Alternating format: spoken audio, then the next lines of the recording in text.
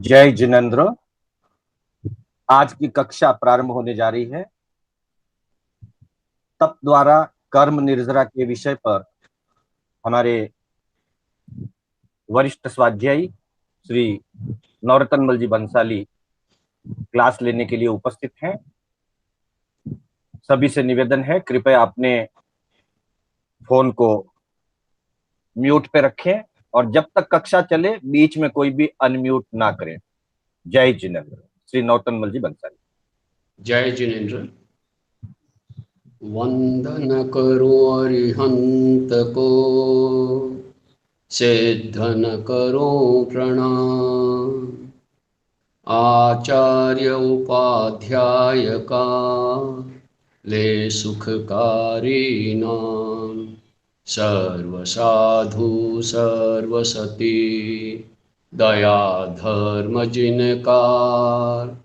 महावीर भगवान को वंदन बारंबार।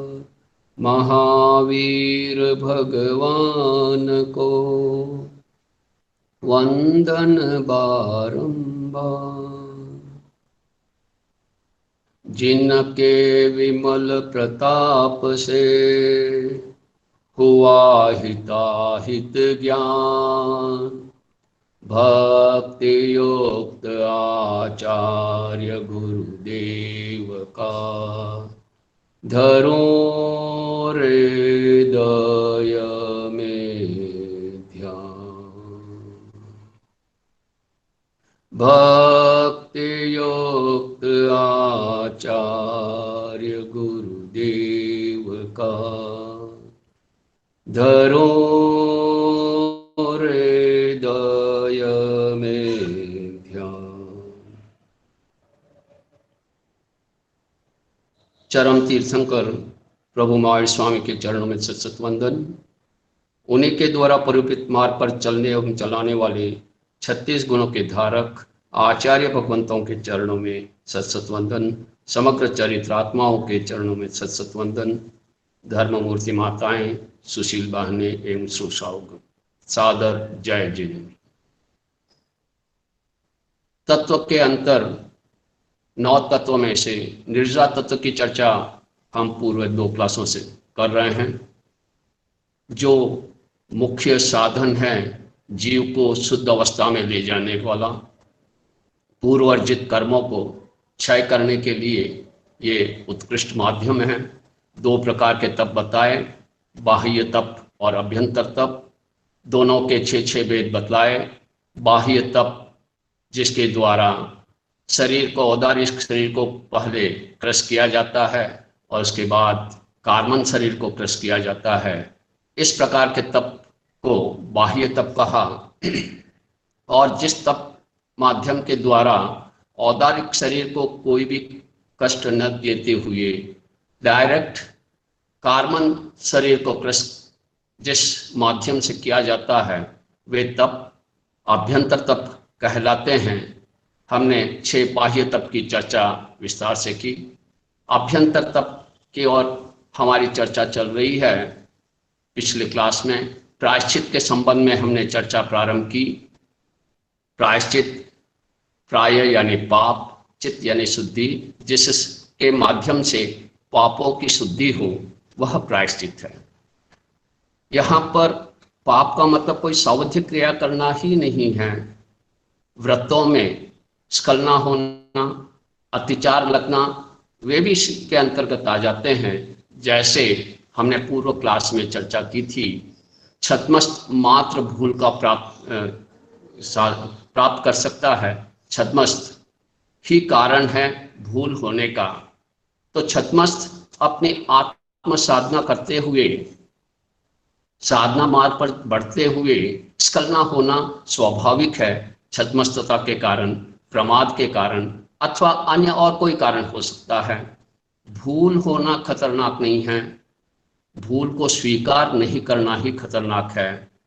तो भूल को स्वीकार कर उसकी शुद्धि जिसके माध्यम से होती है वह प्रायश्चित है। जैसे कपड़ा हम पहनते हैं, गंदा करने नहीं जाते हैं, गंदा स्वतः हो जाता है। और उसको साबुन और पानी के द्वारा उस मेल को हटा दिया जाता है। कपड़ा तो पहले भी स्वच्छ था, अब भी स्वच्छ है। बाहर से जो मेल आया था उसको हमने साबुन और पानी के माध्यम से वापस अलग हटा दिया। इसी तरह आत्मा तो अपने शुद्ध स्वरूप में ही है, लेकिन अनादिकालीन हमारी प्रवृत्तियों के द्वारा, कषाय और योगों के द्वारा जो आत्मा के ऊपर कर्म बंध का लेप चढ़ा हुआ है, उस कर्म बंध के लेप को हटाने के लिए हम प्रायश्चित के द्वारा, तप के द्वारा आत्मा को पुनः अपनी शुद्ध स्वरूप दशा में प्रकट करने का माध्यम है। तो प्रायश्चित साधना पथ पर चलते हुए छोटी मोटी भूल हो जाना, बड़ी भी भूल हो सकती है। जैसे कहा, भूल होना खतरनाक नहीं है, भूल तो छद्मस्त का स्वभाव है, बस उस भूल को स्वीकार करना और उसके प्रायश्चित के द्वारा उसके शुद्धिकरण कर भविष्य में पुनः उसका पुनरावर्तन नहीं करना ही वास्तव में सच्चा प्रायश्चित है। तो प्रायश्चित 10 प्रकार का प्रायश्चित होता है। साधक साधना पथ पर चलते हुए जिस जिस तरह से स्खलना होती है, दोष लगते हैं, उसके अनुरूप गुरु भगवंत, आचार्य भगवंत, उपाध्याय भगवंत अथवा स्थिविर भगवंत शिष्य को अथवा साधक को प्रायश्चित के द्वारा उसका शुद्धिकरण करवाते हैं। तो उस प्रायश्चित में 10 प्रकार से प्रायश्चित के द्वारा शुद्धिकरण होता है। तब सबसे पहला प्रायश्चित है आलोचना। छोटे मोटे दोष हो जाना, बहुत हल्के दोष जो मात्र प्रायश्चित के द्वारा जिनके शुद्धिकरण हो जाती, आलोचना के द्वारा जिनकी शुद्धिकरण हो जाती है। आलोचना अर्थात गुरु भगवंत के सामने अपने पापों को प्रकट कर देना। और वैसे हमारे यहाँ पर जो संत समुदाय हैं, वे प्रतिदिन प्रतिक्रमण के समय, सायंकाल देवस्य प्रतिक्रमण के समय दिन भर में हुई छोटी मोटी स्खलना, विहार में आहार पाने के लिए, गोचरी के लिए जाते हुए, आते हुए अथवा परतते हुए कहीं सचित का स्पर्श हो गया हो, कहीं कोई छोटा मोटा दोष लग गया हो, तो जिस दोष का मात्र आलोचना के द्वारा शुद्धिकरण हो जाता है, ऐसे दोषों के लिए आलोचना प्रायश्चित है, जिसके द्वारा साधक अपनी साधना में, अपने व्रतों में जो अतिचार लगे हैं, उनका शुद्धिकरण कर लेता है। प्रायश्चित आलोचना के बाद ये छोटे मोटे प्रायश्चित आलोचना के योग्य हैं, और ये निर्णय करना गुरु भगवंतों का अधिकार है, आचार्य का अधिकार है। दूसरा प्रतिक्रमण, अपने यहाँ पर प्रथम और अंतिम तीर्थंकर के शासन में उभयकाल प्रतिक्रमण की व्यवस्था की गई है। प्रथम तीर्थंकर के शासन में सरल, रुजु और जड़ होते थे, और अंतिम तीर्थंकर के शासन में वक्र और जड़ था। इनके कारण से यह नियम है, प्रतिदिन उभय काल सवेरे और सायंकाल प्रायश्चित किया जाता है। तो यहाँ पर प्रतिक्रमण के द्वारा, प्रतिक्रमण का मतलब क्या है? प्रति यानी पीछे लौटना, अतिक्रमण जो अतिक्रमण हुआ है, अपनी मर्यादाओं का उल्लंघन हुआ है, उस उल्लंघन को, उस मर्यादा का उल्लंघन जो हुआ है, पुनः अपनी मर्यादा में लौटना। अर्थात अपने यहाँ पर एक शब्द आता है अतिक्रमण। सीमाओं का अतिक्रमण हुआ, मर्यादाओं का अतिक्रमण हुआ, स्वभाव का अतिक्रमण हुआ, जीव के स्वभाव का अतिक्रमण हुआ। उस अतिक्रमण हो जाने के पश्चात पुनः वापस अपने व्रतों में लौटना, अपने मर्यादाओं में लौटना, अपने स्वभाव में लौटना, यही प्रतिक्रमण है। हम ये साधु और श्रावक दोनों के लिए हैं, आलोचना भी दोनों के लिए है। तो यहाँ पर उभय काल, जिस प्रकार हम प्रतिदिन अपना मकान साफ करते हैं, कोई ये नहीं कहता कि भाई अभी साफ किया, क्या फायदा, वापस कचरा आ जाएगा, ये साफ करने का क्या फायदा।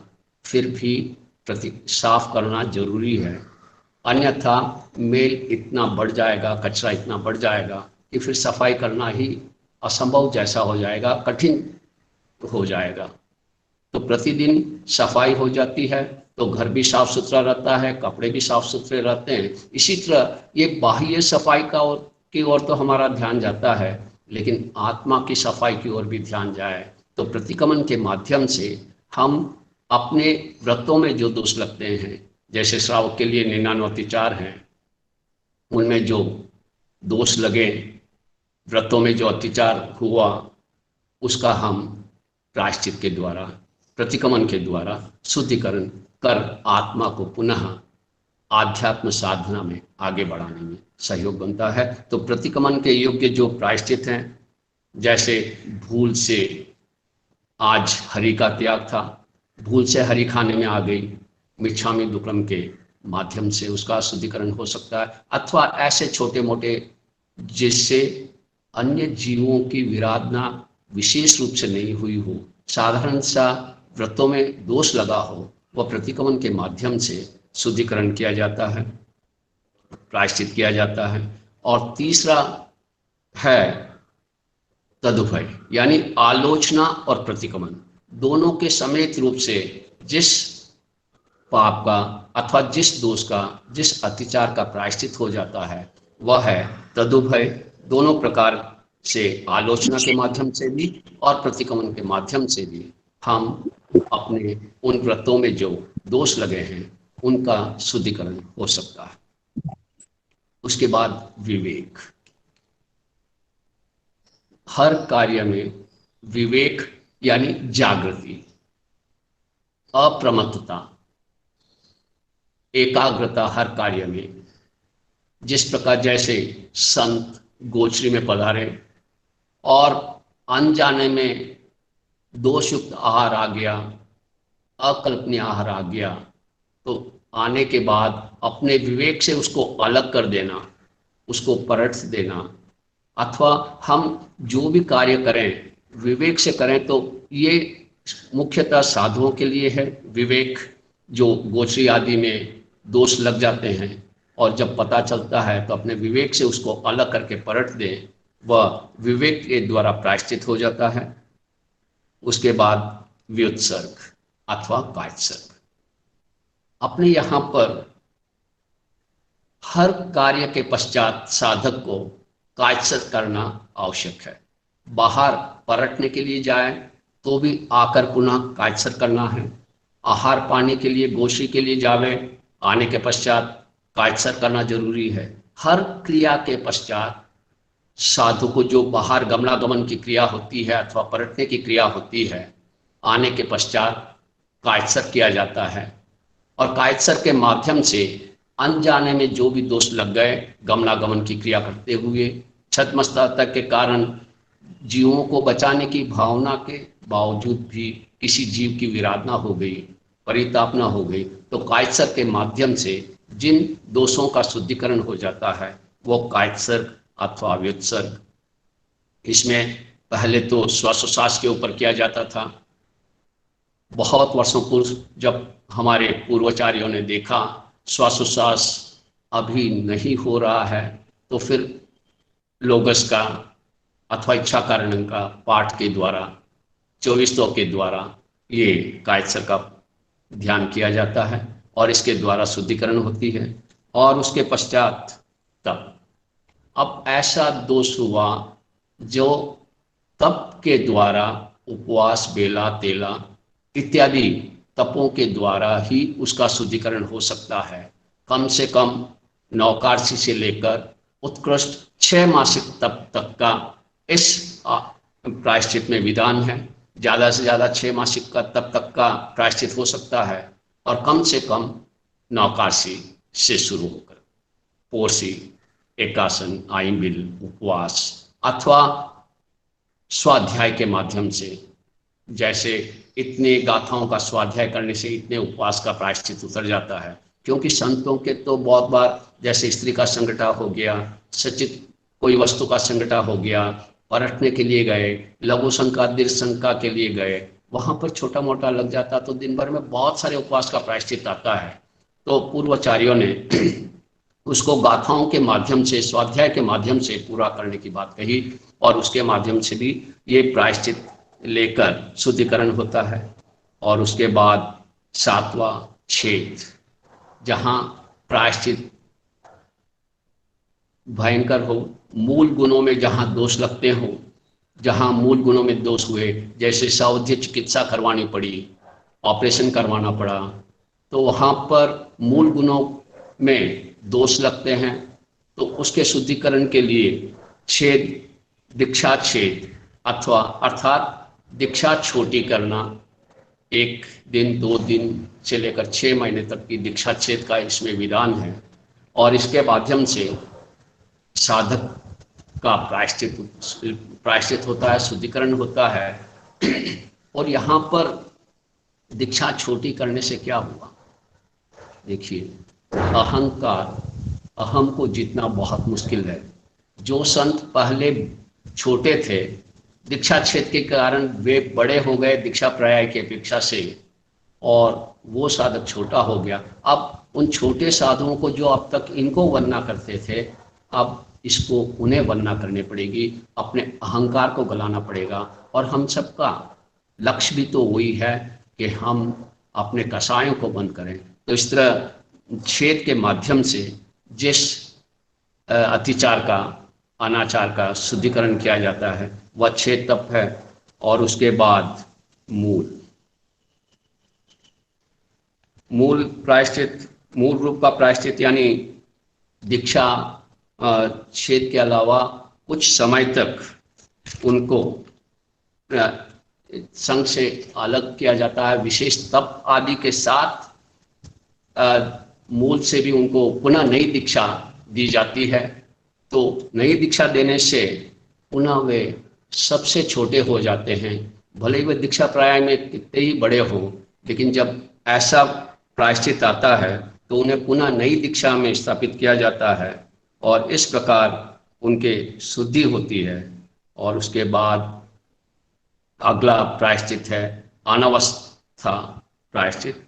इस प्रायश्चित के रूप में सुझाया गया विशिष्ट तप जब तक न कर लिया जाए, तब तक उस साधु को संघ से संबंध विच्छेद रखा जाता है, ग्रस्त लिंग में उसको स्थापित किया जाता है, और उसके बाद पुनः नई दीक्षा दी जाती है। तो इस तरह से ये प्रायश्चित सधर्मिक साधु साधियों या अन्य तीर्थकों की कोई वस्तु को चुरा लेना, गृहस्थ की चोरी कर लेना, परस्पर मारपीट कर लेना आदि से साधु को यह प्रायश्चित आता है। इस प्रकार के जब आचरण का सेवन होता है तो ये प्रायश्चित आता है।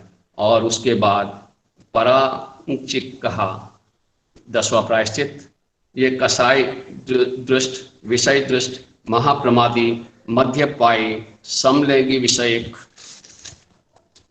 आदि जो साधु ऐसे कृत्यों का सेवन कर लेता है, तो इससे दोषी को साधु और स्वक्षेत्र का त्याग करके जिन कल्पी के समान महातप का आचरण करना पड़ता है। ऐसी पारंपरिक धारणा है कि पाराचिंग का प्रायश्चित महाशक्तिशाली आचार्य को ही दिया जाता है। इस प्रायश्चित द्वारा दोष शुद्धि के लिए 6 महीने से लेकर 12 वर्ष तक गच्छ छोड़कर जिन कल्पिका के समान कठोर तपश्चर्या करना पड़ता है।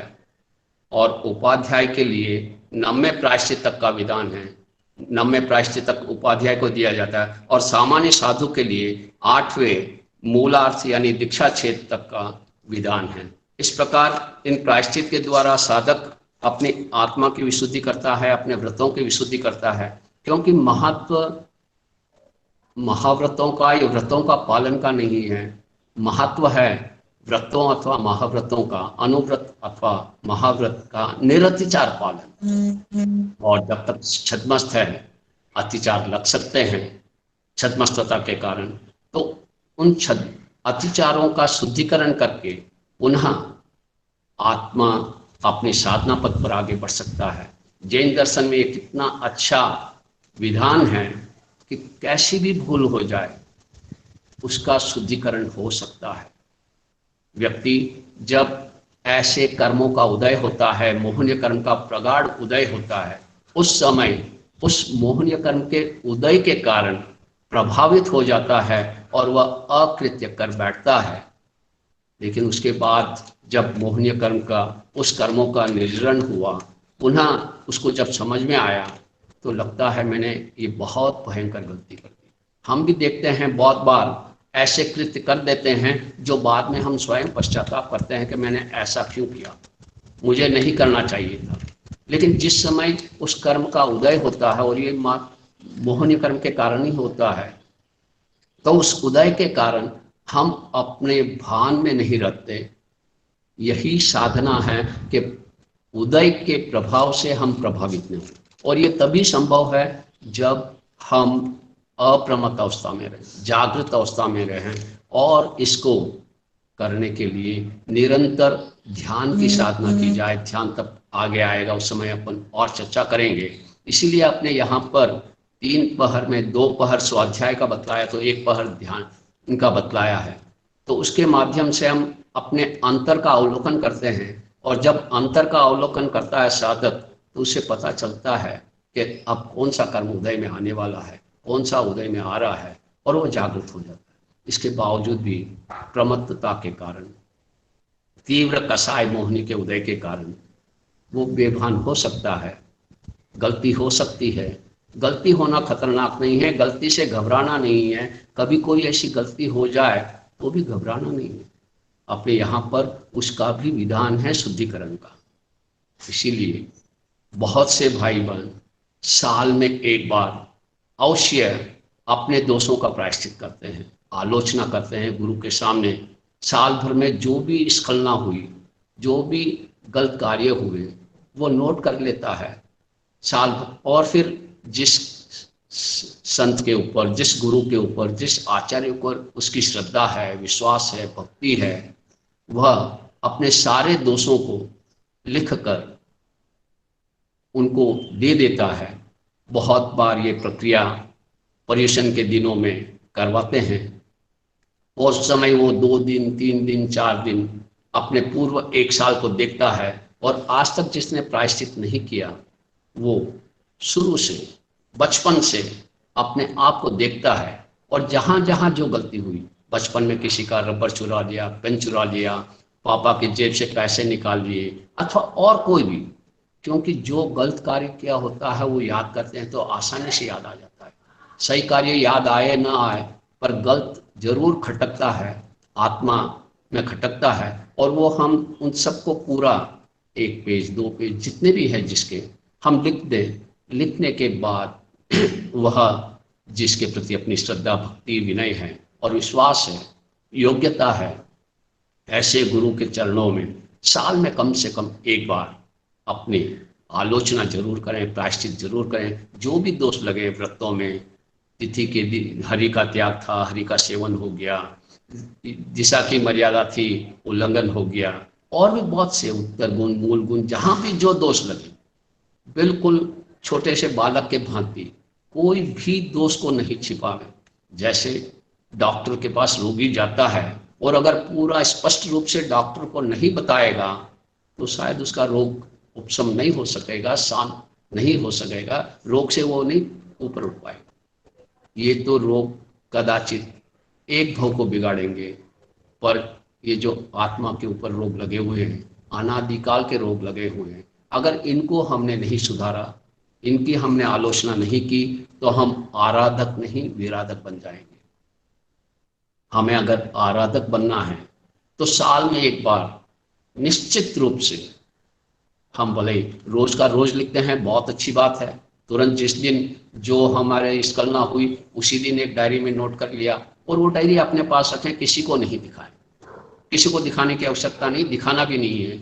और अगर नहीं लिखा है तो कम से कम साल में एक बार तो हम याद करके लिखने का प्रयास करें। और जो नहीं लिख रहे हैं, आज से हम प्रारंभ कर सकते हैं क्या क्या दोष लगे, और संवत्सरिक महापर्व के पूर्व, प्रतिक्रमण के पूर्व, हम गुरु भगवंतों के चरणों में समर्पित करें उन दोषों को, और वे जो प्रायश्चित फरमाए वह प्रायश्चित स्वीकार करें। बालोत्रा की एक घटना याद आ गई, आपसे शेयर करूं। ऐसे ही एक भाई से निवेदन किया था, उन्होंने अपने सारे दोषों को लिखा और गुरु भगवंतों के चरणों में वह पत्र दे दिया, और उनको तप का प्रायश्चित आया, 28 तप का।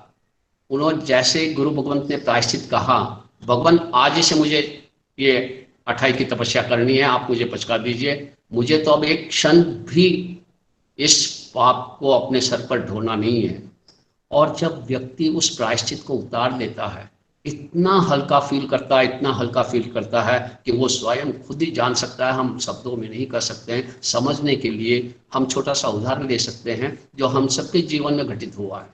हम किसी सभा में बैठे हैं, प्रवचन में बैठे हैं, और बैठने के साथ ही बहुत से लोग बैठे हुए हैं और लघु शंका की शंका हो गई, उठ के जाने की स्थिति नहीं है, बीच में से जा नहीं सकते, बहुत मुश्किल से रोकना पड़ा, और जब जाने का अवसर आया और उस शंका से जब हम निवृत्त हुए तो कितना हल्कापन महसूस होता है।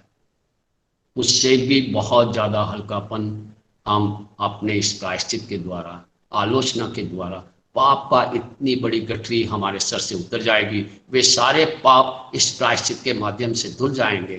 तो हम ये लक्ष्य रखें, जो भी स्वाध्याय हैं, साधक हैं, श्रावक हैं, श्राविका हैं, और जिसको साधना पथ पर आगे बढ़ना है, किसी घर में बहुत से हमारे कृत्य हो जाते हैं, आवेश में बोल दिया, गुस्से में बोल दिया, गुस्सा कर दिया, आपस में झगड़ा हो गया, कोई भी बात हुई, जो भी हुआ है दोष दोष ही है, स्वभाव के विपरीत जो भी हुआ और जो करने के बाद हमें लगता है मैंने गलत किया, वो सारे दोषी हैं।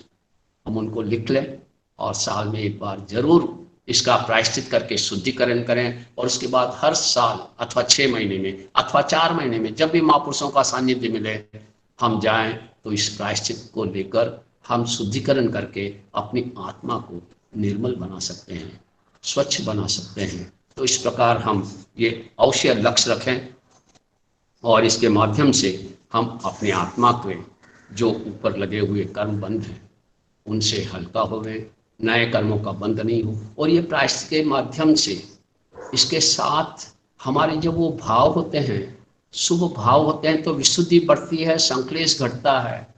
और जब विशुद्धि बढ़ती है, संक्लेश घटा, तो हमारे बहुत सारे कर्म जो उदय में आने वाले थे वे प्रदेश उदय के माध्यम से निष्कलित हो जाते हैं। तो इस तरह हम ये प्रवृत्ति का जरूर पालन करें।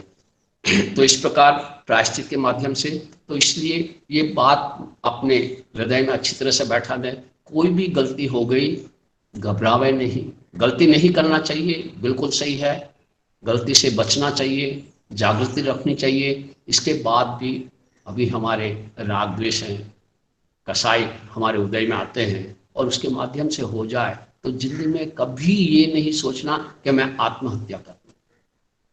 ये सबसे बड़ा भयंकर दोष है। और महापापी के बोल में सबसे पहले का आत्मघाती सो महापापी, अनंत संसार बढ़ा देता है। सोचने मात्र से, करने की बात तो छोड़िए, मन में भी ऐसा विचार आ जाए कि मैंने ऐसा कृत कर दिया, अब मुझे आत्महत्या कर लेनी चाहिए। जैन दर्शन ऐसे कठोर साधकों को भी, हमारे आंखों में बहुत से उदाहरण आते हैं, जो हत्यारे थे, जिसके हाथ हमेशा खून से रंगे रहते थे, वे भी जब सही मार्ग पर चल पड़े तो अपनी आत्मा का कल्याण कर दिया। हम अर्जुन मालागार का भी देखते हैं, चरणों में समर्पित हो जाए, अपने दोषों को दे दें और उसकी शुद्धिकरण कर लें। तो इस तरह से इस प्रायश्चित के माध्यम से हम अपनी आत्मा को, अपने इस मनुष्य जन्म को सार्थक कर सकते हैं, और हम अपने भवों को बहुत सीमित कर सकते हैं, बहुत सारे भवों को सीमित कर सकते हैं, और मोक्ष मार्ग की ओर आगे बढ़ सकते हैं। तो इस प्रकार ये प्रायश्चित अभ्यंतर तप का पहला हुआ। प्रायश्चित के पश्चात विनय, विनय के माध्यम से हम आत्मा की शुद्धिकरण करते हैं, अपने पूर्व अर्जित कर्मों का की निर्जरा करते हैं। विनय जो विशेष रूप से सुख शांति और उन्नति की ओर ले जाए, दोषों को विशेष रूप से हटाए, उसका नाम है विनय। तो हम इस विनय के माध्यम से उत्तरायण सूत्र के पहला अध्ययन ही प्रभु महावीर ने विनय से शुरू किया। विनय धर्म का मूल है, धम्म मूल विनय। विनय के बगैर हमारी कोई भी साधना अधूरी है। विनय गुण फाउंडेशन है, और इस विनय तप के माध्यम से हम अपनी आत्मा में लगे हुए अनादिकालीन कर्म को नष्ट कर सकते हैं, तो इस के माध्यम से और अविनित के कैसी दुर्दशा होती है, यह दो उदाहरण के माध्यम से भी प्रभु ने पहले अध्ययन में फरमाया। जहां सुन्नी पुई कन्नी निकसिजे सवसो एवं दुशीले रमिए मोहरी निकसित जई।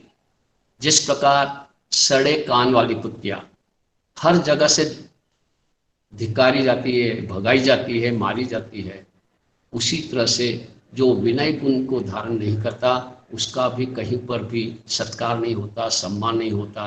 दूसरा कहा है, जैसे चांदी जैसे चमकते हुए चावलों को छोड़कर भी सुअर विष्टे में मुंह डालता है, इसी प्रकार साधक विनय गुण को छोड़कर अगर अविनित बनता है तो उसकी भी दुर्दशा होती है। हमारी दुर्दशा इसी भाव नहीं, किसी भी भाव में नहीं हो, तो हमें विनय गुण को स्वीकार करना पड़ेगा और विनय गुण के माध्यम से ही हम आगे बढ़ पाएंगे। तो विनय जो है 7 प्रकार का बतलाया है विनय। तब 7 प्रकार का बतलाया, ज्ञान विनय, दर्शन विनय, चारित्र विनय, मन वचन काया विनय और लोकोपचार विनय। ज्ञान विनय 5 प्रकार का कहा। जो अभी अपने तत्वासुद्ध की क्लास में भी ज्ञान का विषय चला, मति ज्ञान, शुद्ध ज्ञान, अवधि ज्ञान, मनप्रिया ज्ञान और केवल ज्ञान। अब इनका विनय कैसे, अर्थात हम सबसे पहले तो वितरागी वाणी को अहोभाव से सुने, आदर भाव से सुने और बेगारी से नहीं करें। जो भी कार्य करें, ज्ञान अर्जन का पाठ याद करना है, गाथा याद करनी है, परिवर्तना करना है, तो हम अहोभाव से करें। और ज्ञान अर्जन के पहले कोई भी ज्ञान अर्जन करना हो, सबसे पहला हमारा कर्तव्य होता है, अगर संत मुनिराज हमारे सामने हैं तो उनको वंदना करें। अगर वो नहीं है तो हम पूर्व या उत्तर दिशा में 3 वार्तिकों तक पाठ से वंदना करके आज्ञा लेवे गुरु भगवंतों की, और उसके बाद ज्ञान अर्जन शुरू करें। और ये याद रखने का बहुत सुंदर टॉनिक है। अगर किसी को याद नहीं होता है, मुश्किल से याद होता है, तो विनय के माध्यम से आराम से याद हो जाएगा। हमारे पास उदाहरण भी, मुनि जो मास्तुष नाम से प्रसिद्ध हुए, माँ रुष्ट माँ तुष्ट एक शब्द याद करते, सुना देते गुरु को, दूसरा शब्द लेते, याद करते, पहला भूल जाते। पर विनय गुण उनमें इतना था, हर साधक की सेवा करना विनीत भाव से, अहोभाव से। और ये सीखते हुए भी 6 महीने बीत गए, एक सूत्र याद करते तो दूसरा भूल जाते, दूसरा याद करते तो पहला भूल जाते। पर न तो गुरु ने कभी उनको उपालम दिया कभी तुमको क्या पाठ दूं, और न उनके मन में ये आया कि मुझे याद नहीं होता, मैं याद क्यों करूं। बहुत बार हम अपने मुंह से बोल देते हैं, भाई हमको याद ही नहीं होता। कि वास्तव में हम अपने साथ मायाचारी करते हैं। याद क्या नहीं रहता, कितनी बातें हमको याद नहीं रहती। अगर किसी ने कुछ चुपता हुआ वचन कह दिया, भूल गए क्या?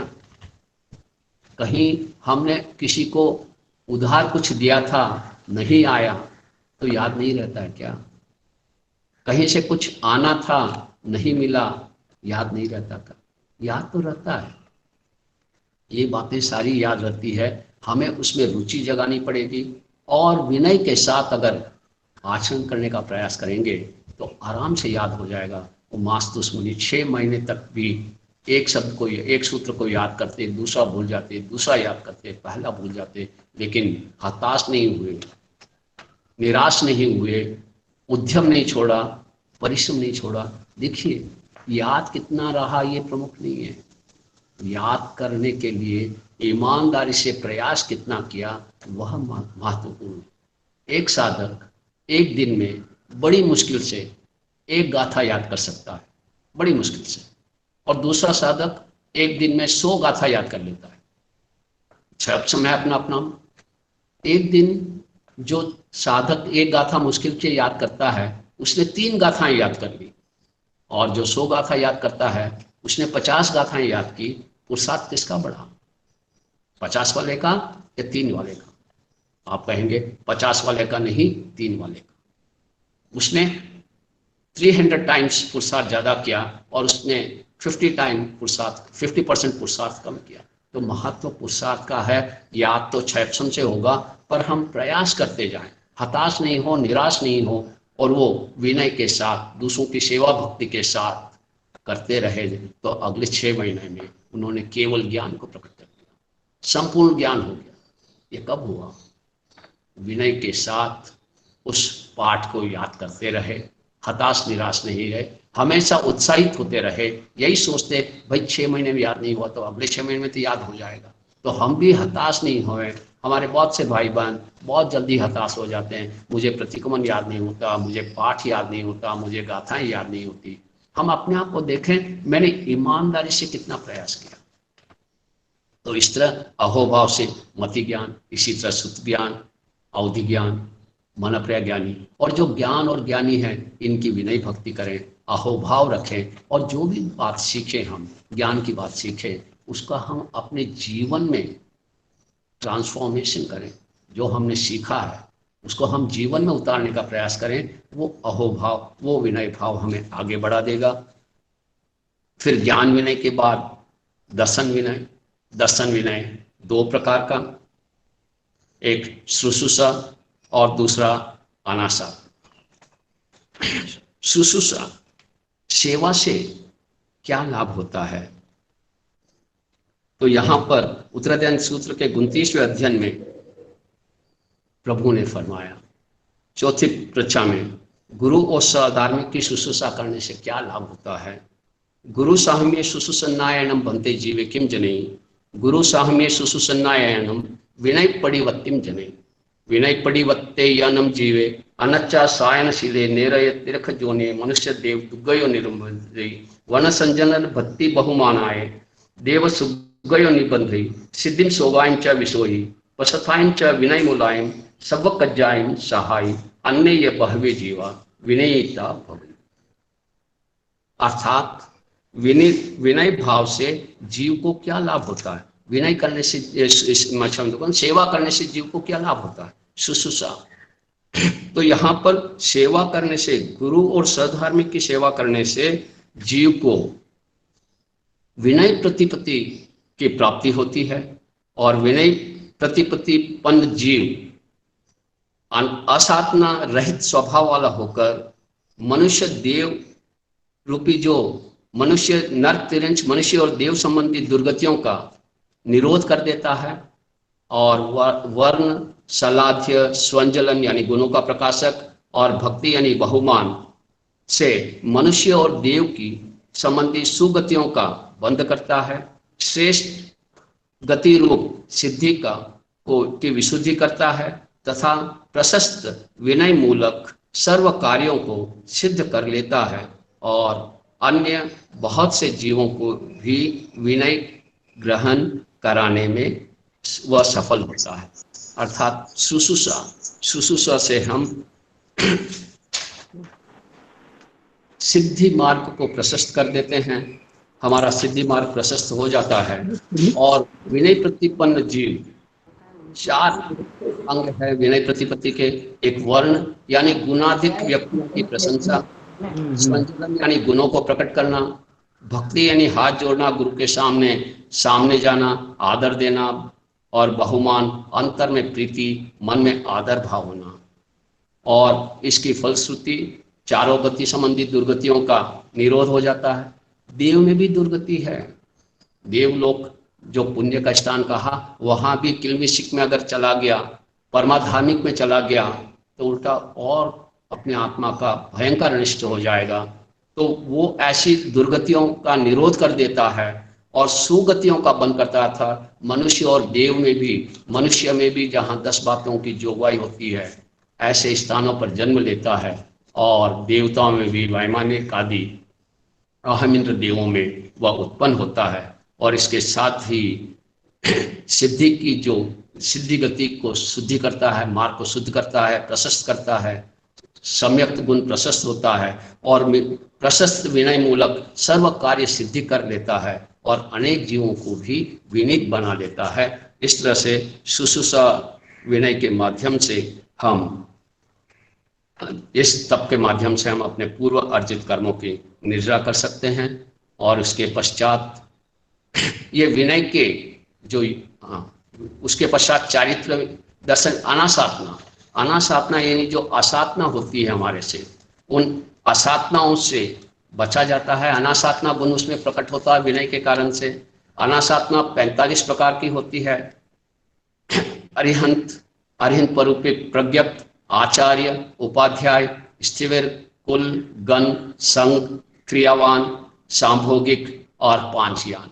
इन 15 के प्रति भक्ति बहुमान, गुणों के प्रति तीव्र भावानुराग और गुण कीर्तन। इस तरह से 15 15 45 वेद हो जाते हैं।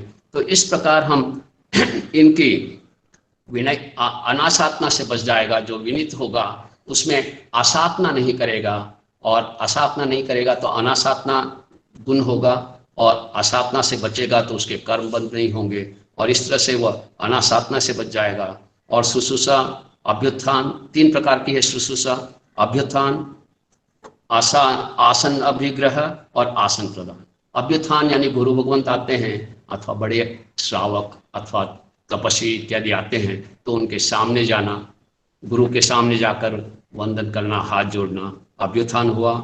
फिर आसनाभिग्रह, गुरु जहाँ पर विराजना चाहते हैं वहाँ उनका आसन लगाना, और आसन प्रदान, गुरु को आसन देना। इस प्रकार से ये दर्शन विनय हुआ। फिर चारित्र विनय 5 प्रकार का, 5 प्रकार के जो चारित्र हैं उनके प्रति अहोभाव, विनय भाव रखें। सामायिक चरित्र, छिदोस्तापनीय, परिहार विशुद्ध, सूक्ष्म क्षमप्राय, यथाख्यात। ये महापुरुष आज भले यहाँ पर सामायिक छिदोस्तापनीय 2 ही चरित्र हैं, पर जहाँ भी ये महापुरुष हैं उनके प्रति मन में अहोभाव रहे। और जब अहोभाव होगा तो हम में भी वो शक्ति मिलेगी कि हम भी उस मार्ग पर आगे बढ़ पाएंगे। तो इस तरह से 5 प्रकार के चरित्र का विनय करना। फिर मन विनय, वचन विनय और काय विनय। तो ये 2 प्रकार का, प्रशस्त और अप्रशस्त। प्रशस्त यानी शुभ मंगल भावना, मन में सोचना, हर एक के मंगल की कामना, उनके कल्याण की कामना। इस प्रकार कोई भी हो, ये मंगल कामना प्रतिदिन हर साधक को करनी चाहिए। और वर्तमान परिस्थिति में तो और अधिक आवश्यकता है। मन से हम 84 लाख जीव योनि को 3 लोग मंगल भावना करें अंतर मन से, हृदय के अंतरंग से। और जब आंखें बंद कर एकाग्रता के साथ प्रतिदिन सवेरे सब जीवों के प्रति मंगल की भावना, सबसे पहले तो माता पिता और गुरु, इनके प्रति मंगल भावना। उसके बाद जल, स्थल और 90 रहने वाले सब जीवों के प्रति मंगल भावना। उसके पश्चात जन जन के प्रति मंगल भावना, और फिर जो कष्ट हैं, क्लिष्ट हैं, उनके प्रति भी मंगल भावना। इस तरह से हम मंगल भावना हर जीव के प्रति करें, और ये मंगल भावना करें कि हर जीव के राग द्वेष घटे, आसक्ति घटे, वे प्रशस्त समाधि में जिए, उनके कष्ट दूर हों। इस प्रकार मन में हम ऐसी कल्याण की भावना करके अनंत कर्मों की निजरा कर सकते हैं। मात्र 5 मिनट देने की आवश्यकता है। ये शब्द से नहीं हो, ये हमारे उद्गार हृदय से निकले, और ऐसा लगे हाथ खुला फैलाकर हम जब ये भावना करते हैं तो ऐसा लगता है अपने शरीर से तरंगे निकल रही है और पूरे लोक में व्याप्त हो रही है, सब जीवों के मंगल की भावना, कल्याण की भावना। तो कहा भी है, जितने कर्मों की निजरा काया से नहीं कर सकता, उससे कई गुना ज्यादा निजरा वचन से कर सकता है, और जितनी निजरा वचन से नहीं कर सकता है उससे कई गुना ज्यादा मन से कर सकता है। और मन मिलना भी पुण्य की प्रकृति है। हमें मन मिला है, इस प्रशस्त मन के माध्यम से हम हर जीव के प्रति मंगल भावना कर इस तप की आराधना करें, और अप्रशस्त मन को रोकें। हम किसी का भी, चाहे वो हमारा वैरी हो, दुश्मन हो, हमसे द्वेष रखता हो, फिर भी साधक को कोई अधिकार नहीं है कि उसके अमंगल की मन में भी चाह करे। उसके लिए भी मंगल की चाह करनी है, मंगल की कामना करती है, तो हम अपने मन को अप्रशस्त से रोकें। अब प्रश्न आएगा, रोके कैसे, प्रशस्त भाव आए कैसे? तो इसके लिए सीधा सा है, अपने यहाँ एक कहावत है, जैसा खावे अन्न वैसा होवे मन। तो सबसे पहले हमें अपने आहार के प्रति ध्यान देना होगा। अपना आहार कैसा है? 3 प्रकार का आहार है, सात्विक, तामसिक और राजसिक। तामसिक से हम बचें, राजसिक करना ही नहीं है, जिससे इंद्रिया पुष्ट होती है, और जब इंद्रिया पुष्ट होती है तो फिर मन भटकता है और अनेक प्रकार के कर्मों का आश्रय होता है। और सात्विक आहार करें। सात्विक आहार भी हम सीमित करें, उन्नोद्र के साथ करें, और इसके साथ जब मन हमारा आहार शुद्ध होगा तो मन में विचार भी शुद्ध आएंगे, और विचारों को शुद्ध करने के लिए सद स्वाध्याय करें, अच्छे अच्छे आप ग्रंथों का, आगमों का पठन करें, पठन पाठन करें, चिंतन मनन करें। और जब ये विचार हमारे, अगर हम असली साहित्य पढ़ेंगे अथवा दूसरे जो संसार के इंद्रियों के विषयों को बढ़ाने वाले साहित्य को पढ़ेंगे तो वैसे ही विचार आएंगे। तो विचारों को शुद्ध करने के लिए हम सद साहित्य का पठन पाठन करें, चिंतन मनन करें। जब चिंतन मनन करेंगे तो हमारे विचार भी ऐसे ही होते हैं। इसीलिए महापुरुष फरमाते हैं, रात्रि को सोने के पूर्व टीवी मत देखो, 4 लोगस का स्मरण करके आप निद्राधीन हो। तो हमारे जो लास्ट में जो विचार गए हैं 24वीं संतिष्ठ, जिसके माध्यम से हमारे दर्शन की विशुद्धि होती है, तो रात को सोते सोते भी वे विचार चलते रहेंगे और हमारे सम्यक दर्शन की शुद्धि होती जाएगी। तो इस तरह से रात्रि को सोने के पूर्व सागारी संथारा कर सकते हैं, लोग इसका स्मरण करें, नवकार मंत्र का स्मरण करें, प्रार्थना करें, कोई भी अच्छे विचार जिससे हमारे विचार अच्छे हों, हमारे मन प्रशस्त हो, ऐसे तो हम अप्रशस्त को रोक सकेंगे। ये सीधा सा है, अंधकार को भगाने के लिए हम कितना भी प्रयत्न कर ले अंधकार नहीं जाएगा, लेकिन जैसे ही प्रकाश करेंगे अंधकार अपने आप चला जाएगा। जब हम प्रशस्त मन की ओर ध्यान लगाएंगे, हमारा मन प्रशस्त हो, तो अप्रशस्त अपने आप रुक जाएगा। और कदाचित ऐसा कभी हुआ अप्रशस्त मन, तो उसको हम जुड़े नहीं, उससे जुड़े नहीं। कभी मन में विचार आ सकते हैं, कर्मों के उदय से अप्रशस्त विचार आ सकते हैं, नहीं आएंगे ऐसी बात नहीं है, पर आना बुरा नहीं है, क्योंकि कर्म का उदय हुआ हुए आएंगे। आने के साथ उससे जुड़े नहीं, न राग करें न द्वेष करें, मध्यस्थ भाव रखें, बस ज्ञाता दृष्टा आए, वो जाने के लिए आ रहे हैं, उनको जाने दें, रोके नहीं। और इस तरफ हम जब ऐसे विचारों से अपनी आत्मा को भावित करते रहेंगे तो अप्रशस्त मन अपने आप प्रशस्त में कन्वर्ट हो जाएंगे, संक्रमित हो जाएंगे, और जो अशुभ है वो शुभ में संक्रमित हो जाएंगे, और इससे हम अपने आप बच सकेंगे। इस तरह से प्रशस्त मन की तरह से वचन में भी प्रशस्त वचन, अप्रशस्त वचन। इसके लिए सीधा सा एक है, जो शब्द मुझे अच्छे नहीं लगते, जैसे उद्बोधन, जैसा कोई मुझे निर्देश दे, जिस ढंग से निर्देश दे अच्छा नहीं लगता, अथवा मुझे जो अच्छा नहीं लगता वो मैं दूसरों के साथ नहीं करूं। सीधा सा है, जो भी कार्य मुझे अच्छा नहीं लगता वो मैं दूसरों के साथ नहीं करूं, यही मोक्ष मार्ग है। अगर कोई मुझसे झूठ बोले अच्छा नहीं लगता, कोई मुझे मारे अच्छा नहीं लगता, कोई मेरी चोरी करे अच्छा नहीं लगता, कोई मेरे साथ दुर्व्यवहार करे अच्छा नहीं लगता, तो बस जो मुझे अच्छा नहीं लगता मैं किसी के साथ नहीं करूं। तो अपने आप ये जब भाव बढ़ेंगे तो वचन भी प्रशस्त होंगे, मीठे वचन बोलेंगे, दूसरे के चुपते हुए वचन नहीं बोले। कहते भी है, काया का घाव भर जाता है लेकिन वचन का घाव नहीं भरता है। और इससे वो भी द्वेष के कारण निरंतर कर्मों का बंद करते जा रहा है, और हमारे भी अगर द्वेष चल रहा है तो निरंतर कर्मों का बंद होगा। तो हम प्रशस्त वचनों का प्रयोग करें, अच्छे वचनों का प्रयोग करें, जिससे किसी को ठेस नहीं पहुंचे, पीड़ा नहीं पहुंचे। किसी को पीड़ा पहुंचाना भी हिंसा है, जैन दर्शन सूक्ष्म हिंसा की बात करता है। कठोर वचन कहना भी हिंसा है। हाँ, कभी किसी को अनुशासन के लिए कठोर कहना भी पड़ता है, कठोर शब्दों में अनुशासित करना भी पड़ता है, उसके लिए निषेध नहीं। पर वो कहते हैं ना, जैसे कुम्हार मटकी बनाता है, अंदर से हाथ रखता है और ऊपर से मारता है, तो आत्मा रोए और मुंह कठोर हो, कोई बात नहीं। आत्मा के अंदर आत्मीयता के भाव हो, उसके अच्छे की भावना हो, मंगल की भाव हो, कल्याण की भावना हो, और बाहर से आचार्य भी अनुशासन करते हैं कठोर शब्दों से, माता पिता भी करते हैं बच्चों के हित के लिए।